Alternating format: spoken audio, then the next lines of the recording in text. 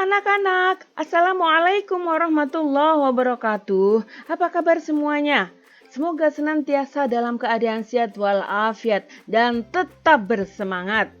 Anak-anakku yang ibu guru sayangi, hari ini kita masih belajar di kelas 4 tema 4, yaitu tentang berbagai pekerjaan, dan sudah memasuki di subtema 2, yaitu pekerjaan di sekitarku. Anak-anak yang ibu guru sayangi, yuk sebelum kita mulai belajar, marilah kita berdoa kepada Allah Subhanahu wa Ta'ala. Semoga ilmu yang kita dapatkan membawa manfaat buat kita semuanya. Yuk kita baca doa, tengadahkan tangannya. Bismillahirrahmanirrahim. Rabbi zidni ilma warzuqni fahma. Amin ya rabbal alamin. Nah, sekarang perhatikan penjelasan Bu Guru ya. Hari ini kita akan belajar muatan SBDP KD 3.1, yaitu tentang gambar ilustrasi dan juga tentang apresiasi pada gambar pemandangan.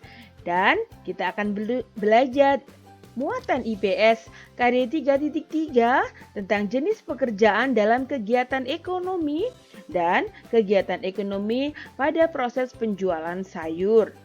Selanjutnya, kita akan belajar muatan IPA KD 3.8, yaitu tentang dampak pemanfaatan teknologi bagi keseimbangan alam dan juga penghematan sumber daya alam dalam kehidupan sehari-hari. Anak-anakku, kamu lihat gambar di slide Bu Guru ini. Pemandangannya sangat indah sekali ya. Ya, ini adalah salah satu daerah di Indonesia ya, ciri-ciri daerah di Indonesia yang merupakan kepulauan. Kita itu memiliki garis pantai yang paling panjang di dunia ini ya, karena kita adalah kepulauan. Nah, sekarang, di sini ini terdapat banyak sekali kegiatan ekonomi. Bu Guru akan jelaskan di slide berikut ini. Tetap perhatikan ya.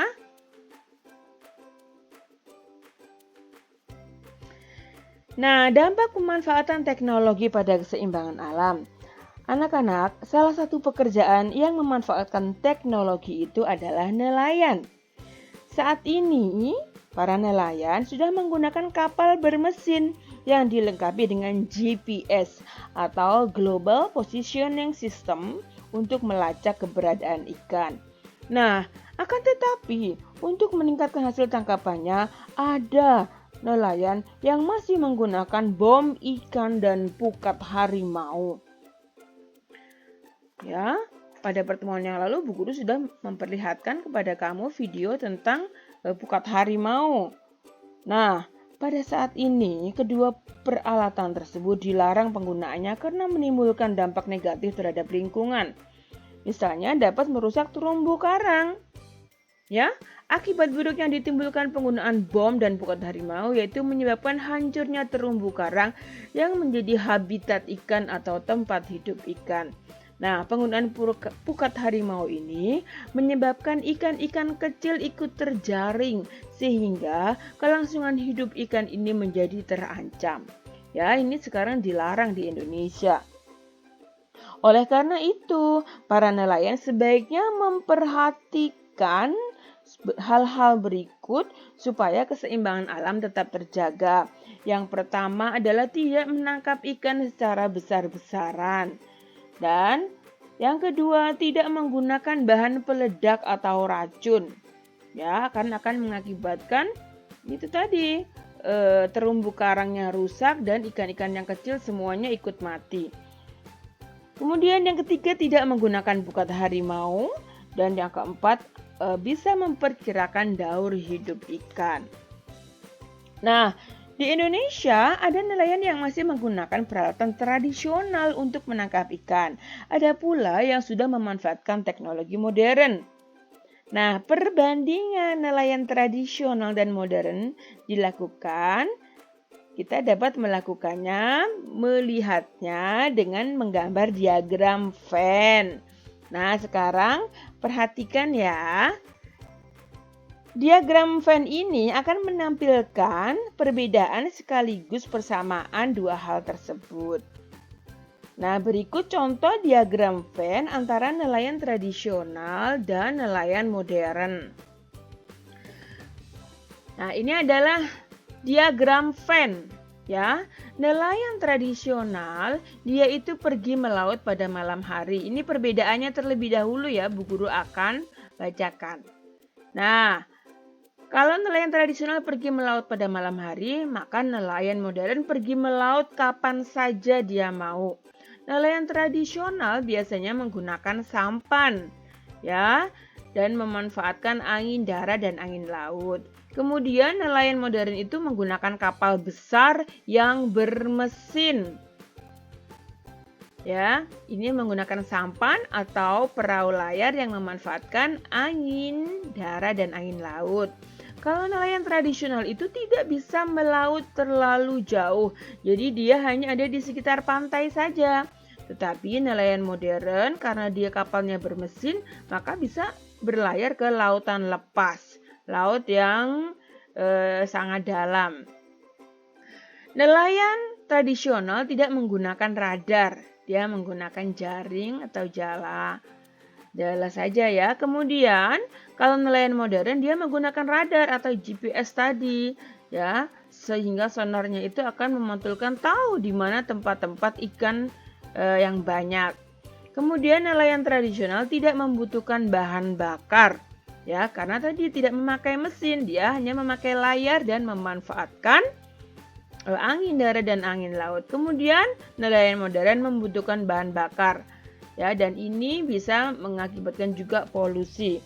Terus apa persamaan dari nelayan tradisional dan modern? Mereka sama-sama mencari ikan, sama-sama menangkap ikan, sama-sama menjual ikan untuk kebutuhan sehari-hari juga. Dan mereka juga sama-sama menggunakan jaring. Dan mereka sama-sama mengandalkan perkiraan cuaca dan gelombang laut. Ya, itu di antara persamaan dan perbedaan nelayan modern dan nelayan tradisional. Yuk sekarang kita lihat contoh lagi diagram Venn untuk menentukan perbedaan dan persamaan pasar tradisional dan pasar modern. Kenapa Bu Guru memberikan contoh ini supaya kamu lebih jelas lagi. Dan pasar tradisional, pasar modern nanti ada kaitannya dengan kegiatan ekonomi yang akan kita pelajari setelah ini. Nah, di pasar tradisional itu biasanya kurang terjaga kebersihannya. Kalau pasar modern biasanya lebih bersih daripada pasar tradisional. Di pasar tradisional sebelum membeli diadakan tawar-menawar, sedangkan pasar modern tidak ada tawar-menawar. Di pasar tradisional modal penjualnya itu relatif kecil, ya. Dan di pasar modern modal penjualnya relatif besar. Di pasar tradisional pembelinya hanya masyarakat setempat dan di pasar modern pembelinya biasanya dari berbagai daerah. Nah, persamaannya apa antara pasar tradisional dan pasar modern? Pasar tradisional dan modern itu sama-sama menjual bahan makanan dan itu adalah tempat bertemu penjual dan pembeli. Nah, ini adalah contoh penggunaan diagram Venn. Ya, untuk menentukan persamaan dan perbedaan. Oke. Anak-anakku, penggunaan sumber daya alam harus kita manfaatkan dengan hemat. Mengapa begitu? Karena anak cucu kita masih membutuhkannya. Ya, kita tidak boleh boros dalam penggunaan sumber daya alam. Kebutuhan hidup manusia itu dapat dipenuhi dengan memanfaatkan sumber daya alam yang ada di muka bumi ini. Nah, pemanfaatannya itu perlu dilakukan secara bertanggung jawab agar terjaga persediaannya untuk anak cucu kita. Nah, salah satunya dengan menghemat penggunaannya. Penghematan itu dapat kita terapkan pada kegiatan sehari-hari. Seperti saat kita mencuci mobil ya, gunakan air sehemat mungkin. Ya, ini jangan dikucurkan terus ketika sedang menggosok mobilnya, ya. dihentikan dulu. Kemudian kita bisa menyiram tumbuhan atau tanaman di sekitar kita dengan air bekas cucian piring ya, tidak harus memakai air bersih. Nah, kegiatan apa lagi selanjutnya untuk menghemat sumber daya alam? Nah, ini adalah ini kita lihat dulu gambar tas di samping ini. Ini adalah tas ibu yang terbuat dari sisa-sisa plastik. Ya, dibuat sedemikian rupa, dianyam sehingga menjadi tas yang masih bisa dipakai, reuse, recycle ya. Ya, bagus sekali kan? Dan penghematan sumber daya alam yang lain adalah hemat saat menggunakan kertas. Nah, kertas itu merupakan media yang sangat penting untuk membuat buku tulis, buku pelajaran, buku gambar, koran, majalah, kertas surat, dan juga amplop. Nah, kertas itu adalah bagian dari keseharian masyarakat yang tidak bisa kita lepaskan. Tahukah kamu bagaimana cara pembuatan kertas? Ya, yuk mari kita perhatikan proses pembuatan kertas berikut ini. Ya, dan tetap selalu berhemat. Nah, yang pertama kita lihat di sini, kayu dikupas kulitnya dan dipotong hingga berukuran sangat kecil. Kemudian di proses yang kedua, potongan kayu dicampur dengan bahan kimia hingga menjadi bubur kertas atau pulp. Ya, ini pulp bacanya. Yang ketiga, pulp dicampur dengan bahan pemutih untuk menghasilkan kertas berwarna putih. Setelah itu, pulp masuk ke dalam mesin pembuat kertas. Nah, ini. Yang kelima, kandungan air dalam pulp kemudian dihilangkan dengan mesin press. Ditekan supaya kandungan airnya hilang. Setelah itu, kertas digilas sehingga membentuk lembaran dengan ketebalan tertentu. Nah, yang ketujuh, kertas yang sudah jadi digulung menjadi gulungan besar dan siap digunakan sebagai bahan baku pembuatan buku. Nah, karena kertas itu dibuat dari kayu, maka kita bisa berpikir bahwa penebangan kayu untuk pembuatan kertas itu pasti akan berlangsung terus. Oleh karena itu kita harus menghemat penggunaan kertas ya, paperless. Jadi dikurangi. Nah, anak-anak, dari proses pembuatan kertas ini, sumber daya alam apakah yang digunakan dalam pembuatan kertas? Tentu saja kayu ya. Dan kamu tahu pekerjaan apa saja yang terkait pada saat proses pembuatan kertas sampai kertas ada kepada kita sebagai konsumen? Tentu saja banyak sekali pekerjaan-pekerjaan yang terkait dengan proses pembuatan kertas. Nah, yuk sekarang kita pelajari yang berikutnya, jenis-jenis pekerjaan dalam kegiatan ekonomi. Ya, seperti tadi, proses pembuatan kertas itu pasti ada yang mengerjakannya, ya kan? Tidak mungkin industri kertas itu tidak ada yang mengerjakannya, dan terdapat jenis-jenis pekerjaan yang menunjang kegiatan industri tersebut. Nah, di sini jenis pekerjaan dalam kegiatan ekonomi itu ada 3 macam. Tapi sebelumnya Bu Guru akan menjelaskan apakah yang dimaksud dengan kegiatan ekonomi. Kegiatan ekonomi adalah kegiatan yang dilakukan untuk memperoleh barang atau jasa guna memenuhi kebutuhan hidup masyarakat. Nah, ada 3 jenis kegiatan ekonomi, yaitu produksi, distribusi, konsumsi. Yuk kita lihat contohnya. Nah, kegiatan ekonomi yang pertama adalah produksi. Produksi itu artinya menghasilkan barang atau mengolah barang mentah menjadi barang jadi.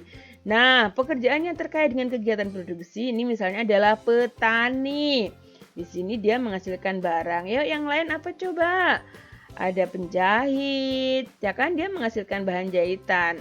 Kemudian apalagi yang lain? Nah, sekarang kita ke distribusi dulu yuk. Nanti kamu pikirkan ya. Kamu coba amati di sekitar kamu pekerjaan yang terkait dengan produksi atau menghasilkan barang. Yang kedua, kegiatan ekonomi yang kedua adalah distribusi. Distribusi ini artinya menyalurkan barang ya dari satu tempat ke tempat lain, dari industri ke toko-toko. Nah, kita lihat, pekerjaan yang terkait dengan distribusi yaitu penjual, kemudian sopir, distributor, ya, dan masih banyak lagi. Dan ini adalah kegiatan konsumsi atau kegiatan menggunakan barang, ya, kegiatan memakan atau kegiatan menggunakan user. Bisa dipahami ya penjelasan Bu Guru? Nah, anak-anakku, pekerjaan itu ada yang menghasilkan barang dan juga ada yang menghasilkan jasa. Ya. Barang-barang yang kita butuhkan itu merupakan hasil dari suatu pekerjaan. Beberapa pekerjaan yang menghasilkan barang antara lain petani, peternak, nelayan, dan juga perajin. Selain pekerjaan yang menghasilkan barang, ada juga yang menghasilkan jasa atau pelayanan, yaitu dokter, polisi, guru, dan pemangkas rambut atau tukang cukur. Nah, barang-barang yang dihasilkan dari setiap pekerjaan itu sangat beragam. Banyak diantaranya yang memanfaatkan sumber daya alam di Indonesia. Sumber daya alam itu merupakan kekayaan alam yang diciptakan oleh Tuhan untuk kesejahteraan kita. Nah, berikut ini adalah pekerjaan yang menghasilkan barang, yaitu tadi Bu Guru sudah sebutkan, pembuat makanan atau chef, petani, nelayan, peternak, dan perajin. Dan ada pekerjaan yang menghasilkan jasa, yaitu pekerjaan ini tidak menghasilkan barang tetapi jasa atau pelayanan, misalnya guru, petugas kebersihan, dokter, tukang cukur rambut, polisi, dan juga sopir. Bisa dipahami ya? Nah, sekarang jenis pekerjaan dalam kegiatan ekonomi, misalnya di sini kita lihat ini adalah alur distribusi barang ya. Hasil dari setiap pekerjaan, nelayan di sini menghasilkan ikan. Ya, dia menghasilkan barang, jadi merupakan bagian kegiatan ekonomi produksi. Kemudian, pedagang ikan memperoleh untung dari penjualan ikan. Dia akan mendapatkan jasa. Dan tukang angkut barang mendapatkan upah pengangkutan, dia juga menghasilkan jasa. Ada penjual ikan yang memperoleh keuntungan dari hasil penjualannya. Nah, dia juga mendapatkan jasa. Dan ini ada yang memasak.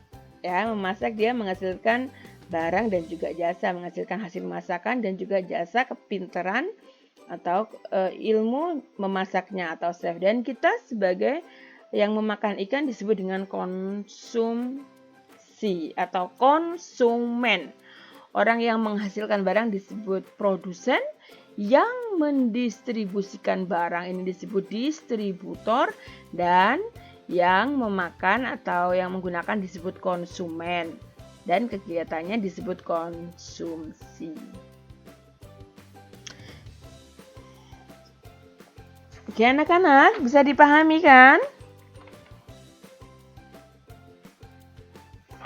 Nah, yuk sekarang kita lanjutkan contoh lain dari skema alur barang tadi. Nah, di sini ada kegiatan ekonomi pada proses penjualan sayur. Ketika ada petani sebagai produsen, dia sedang menanam kol dan nantinya akan menghasilkan kol atau memanen kol. Ini adalah kegiatan produksi. Kemudian didistribusikan, kolnya dikirim ke pasar, kemudian menjual kol ke tengkulak, dan ada pembelinya.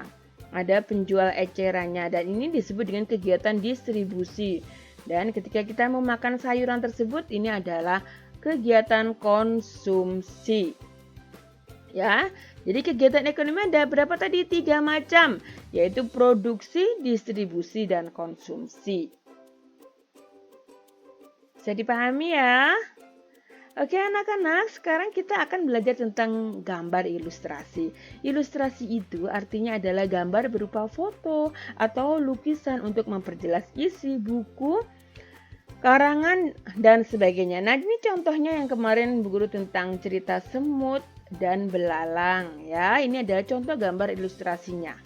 Nah, di sini ada contoh ilustrasi gambar pemandangan. Bagus sekali ya gambarnya. Nah, jangan lupa ketika kita menggambar itu perhatikan juga proporsinya dan komposisi warna. Nah, sebelum menggambar, buatlah sketsa terlebih dahulu ya. Bu Guru kemarin sudah mengajarkan tentang langkah-langkah menggambar. Nah, sekarang kita lihat apresiasi terhadap gambar pemandangan yang tadi. Nah, kita tuliskan saat membuat apresiasi itu adalah tema gambarnya apa? Sungai di pegunungan. Lalu kita memberikan kalimat apresiasi. Contohnya seperti ini. Hasil gambarnya bagus. Gambarnya memiliki proporsi yang sesuai. Gambar ini mengajarkan kepada kita agar senantiasa bersyukur atas nikmat yang telah diberikan Allah pada kita. Sumber daya alam yang melimpah ruah, badan dan mata yang sehat untuk menikmatinya. Itu adalah contoh apresiasi terhadap suatu karya seni, ya. Alhamdulillahirabbil alamin, anak-anakku semuanya, selesai sudah materi pada pagi hari ini. Tetap semangat dan stay positif, energi yang positif ya, selalu bersemangat. Kemudian jangan lupa juga berdoa, sholat 5 waktu ya anak-anak. Dan stay at home, stay safe karena virus corona masih berkeliaran di sekitar kita. Dan kalau kamu ingin bepergian, tetap jaga 3M ya, memakai masker, mencuci tangan, dan menjaga jarak atau social distancing. Ibu Guru akhiri dengan ucapan Assalamualaikum warahmatullahi wabarakatuh. Terima kasih atas perhatiannya semuanya dan sampai ketemu di materi berikutnya. Salam sehat.